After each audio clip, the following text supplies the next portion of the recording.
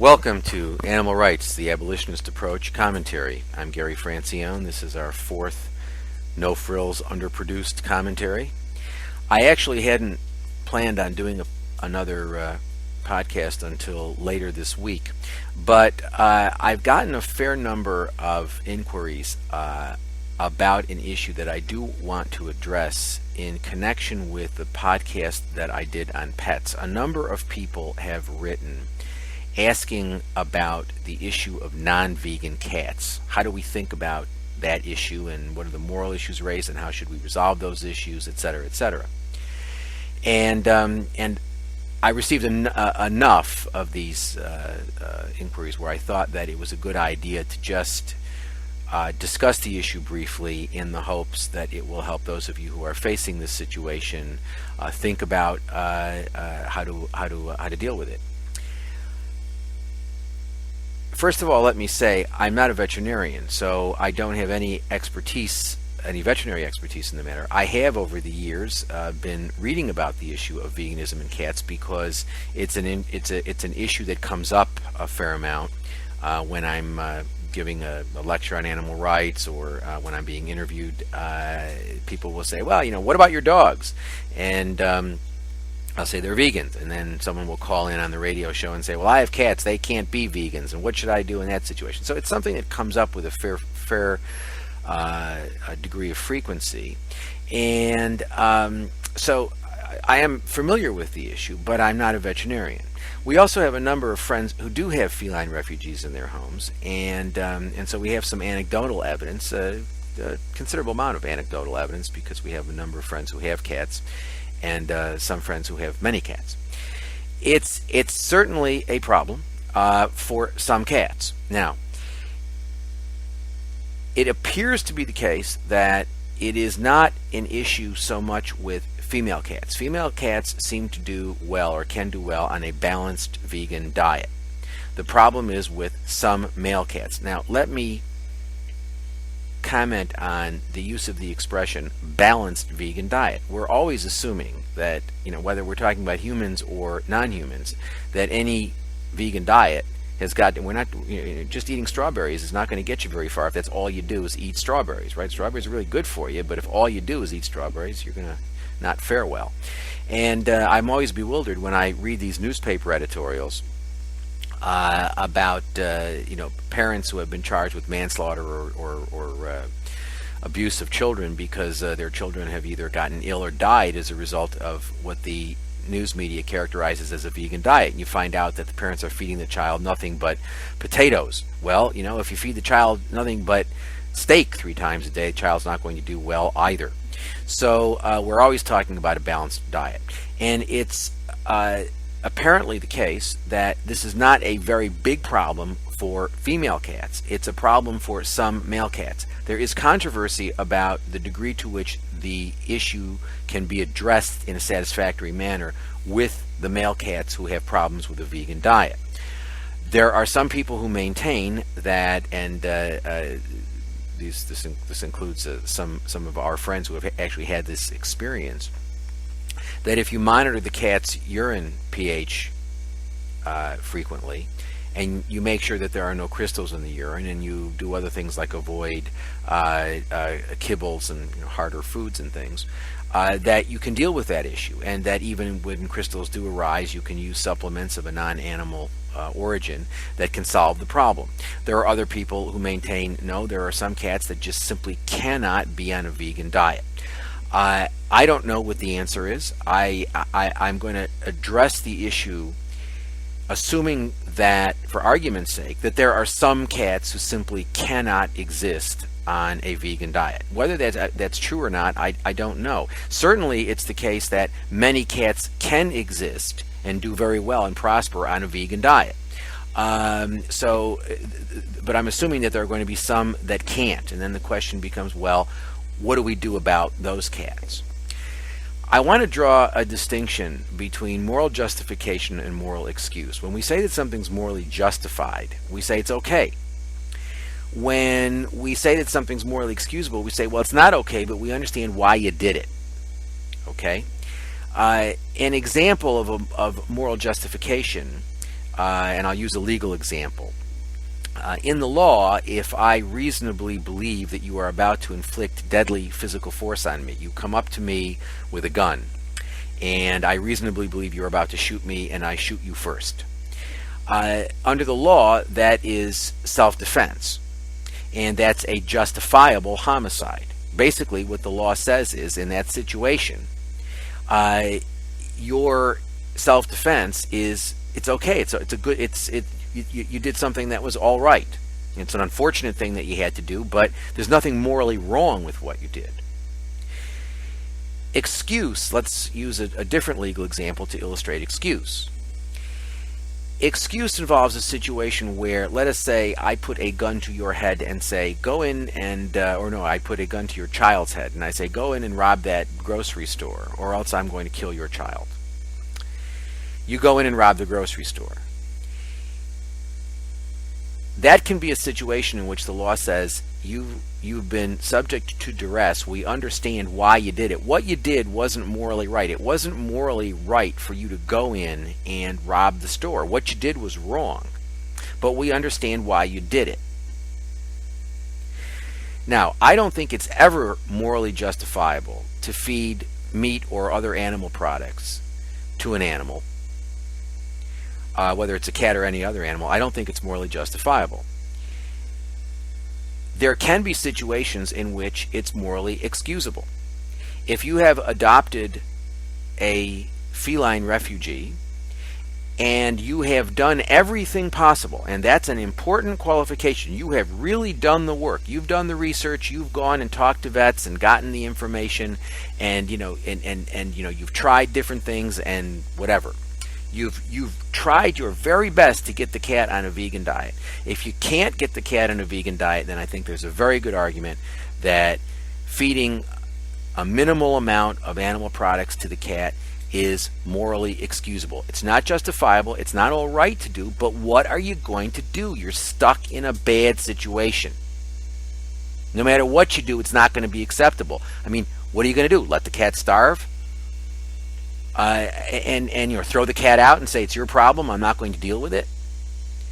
So, this is the problem that we have when we domesticate animals and we have this institution called pet ownership. Same thing happens with slavery, right? I mean, with human slavery, there were all sorts of moral issues that were raised as a result of the institution of human slavery. It's a bad, immoral institution. It results in problems of immorality coming up all of the time. Same thing with domestication. There are all sorts of issues that come up as a result of the immoral institution of domestication. And it's not just whether or not you feed your cat's meat or other animal products. It's a question. I have a number of friends who have cats, and they debate with each other about whether or not they should let their cats outside. Some people say, oh, it's really horrible if you don't let the cat outside because the cat's got to go outside. You can't keep the cat inside all the time, but the cat is going to kill other creatures if the cat is wandering around outside, in addition to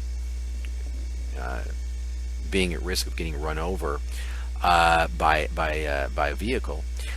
So there are all sorts of issues that are raised by pet ownership. And I mean, we face issues of our dogs are vegan, but you're always wondering, am I doing the morally right thing? Because we control their lives, because we have to control their lives, because they are domestic animals that are dependent on us for everything. You're always sort of faced with, am I doing the right thing? Am I exercising too much control over their lives? Am I not exercising enough control? Am I doing what I should be to be a good pack leader when I don't even want to be a pack leader? I'm sort of stuck in this situation where I've got these canine refugees. I feel an obligation to take care of them. I love them very much, but it raises all sorts of moral problems. This is a consequence of an inherently immoral institution. And you're going to face these sorts of moral issues. And so I think we have to do our best to make sure that we've done everything possible in good faith to keep our cats on vegan diets, or to get our cats on vegan diets. If in a particular situation the cat's going to die if you don't feed the cat animal products, then I think it may be morally excusable to do it, as long as you've done your very best to do a vegan diet for the cat. If there's no way that that cat is going to live well on a vegan diet, and your only choice is to feed that cat some animal products, or let the cat starve to death, or throw the cat out, then I think it's one of these unfortunate situations that result when you have immoral institutions. There are in life a number of moral questions that come up that there aren't satisfactory moral answers to. For example, you're a physician in an emergency department. You've got 1 pint of blood. You've got 2 patients. They both need it. You've got you can only save one. You make a decision. You're not happy. That's not a good situation. That's a situation in which whatever you do is going to be morally unsatisfactory to you. So, I think it's the burning house is another example. You're walking by the burning house, and there's a human and there's a non-human in the house. Who are you going to save if you can only save one? Well, you'd like to save both. Whatever you do is not going to be a particularly satisfactory situation. These sorts of hypotheticals are not particularly good places to make moral theory. These are situations that we generally don't face. You're not faced with any situation like that when you're deciding whether to eat a hamburger or not. It's not there's not some sort of emergency situation that requires you to make a choice. There's no sort of compulsion that requires you to make any sort of choice. In a situation where you've tried your best to get the cat on a vegan diet and you can't, you've really done your very best. And one thing I'd like to suggest is, since most vets aren't vegan, they don't tend to take veganism seriously for humans, let alone for non-humans. And so, if you really want to be conscientious about it, try to find the increasing, there are a number of vets out there, and thankfully their number is increasing, of vets who are either vegans themselves or are vegan friendly and have at least thought about the issue, and they're analyzing it, and they're trying to deal with the issue. Try to find one of those vets. They were very, very hard to find 10 years ago. They're a lot easier to find now. Vets who will help you with this issue, and who can tell you about how frequently you should have the pH monitored, of the urine pH monitored, or what sorts of foods are less likely to result in these urinary tract problems in male cats, and at what point do you use other forms of non-animal supplementation to deal with any crystals that you find in the cat's urine, etc. There are an increasing number of vets who can help you with that, but if you've really done everything you can and you've made your good faith effort, then I think that you may be in a situation where, because we are all involved in this inherently immoral institution called animal exploitation, and there is an institution called pet ownership, and there are lots of animals that need homes, and I think giving a home to a non-human refugee is an important form of animal rights activism, where you just don't really have anything that you really feel morally comfortable with, but you may have something that is at least morally excusable. One thing I do want to say that troubles me.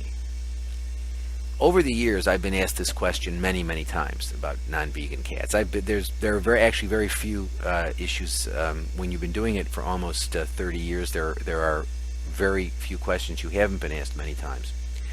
As a matter of fact, if I had merely 1 penny for every time I've been asked either what about insects or what about plants, I could probably purchase the Taj Mahal. But in any event, so there are a series of questions that come up, this being one of them. When I'm asked this question, I always respond by asking another question. I ask, are you vegan?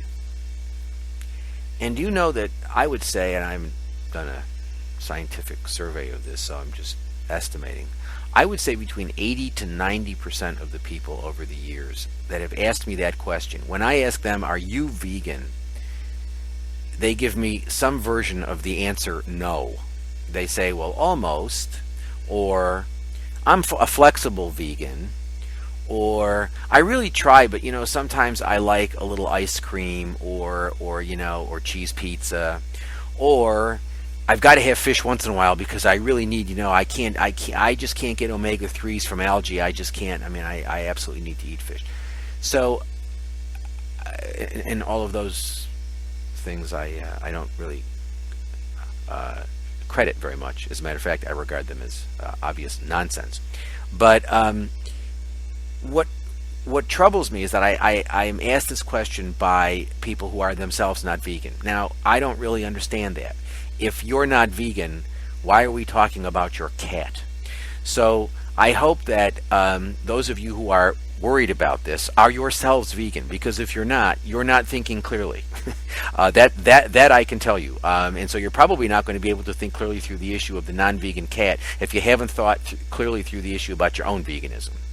And it's astonishing the number of people who have said no, they're not vegans, but they ask me about non-vegan cats, and I've come to the unfortunate conclusion that it's just a gotcha sort of question. It's not really a serious question. It's intended to try to trip me up or show some sort of inconsistency in my way of analyzing these issues. So if you're not vegan, go vegan. It's easy, it's better for you, it's better for the planet, and most importantly, it's the right thing to do. As far as your cats are concerned, do the homework. Try as hard as you can to get your cat on a vegan diet. If for some reason you have a cat that simply cannot prosper on a vegan diet, then I think a very good argument can be made that it's morally excusable to feed that cat a minimal amount of animal products so that the cat is healthy. But again, this just shows how clearly how problematic the institution of pet ownership is. We need to take care of the animals that are in existence now. We certainly have that moral obligation, but we ought not to be bringing any more into existence, whether they're cows, pigs, or chickens, or dogs or cats. We ought not to be bringing any domestic animals into existence, because domestication is inherently problematic and raises all sorts of moral problems, this being one of many. So I hope I have stimulated you into thinking in certain directions about the issue. I know there are a lot of you out there who have this this issue to deal with, and I really think that many cats can do well on a vegan diet. I think that there are a lot of folks who just don't put the time into the matter. And I think that if you take the issue seriously, put the time into the matter, put some effort into it, do some research, talk to some vets who are knowledgeable about nutrition and who are, if not themselves vegan, or at least are vegan-friendly vets, and who know and have some clinical and have some clinical experience and have done some reading on the subject. And that's I think, and it's one of these unfortunate situations where I wish I could give a more satisfactory answer, but I think it's just all part of the mess that we've created called animal exploitation. In any event, thank you very much for listening. Visit our website at abolitionistapproach.com or come over to Facebook or Twitter. Thanks again.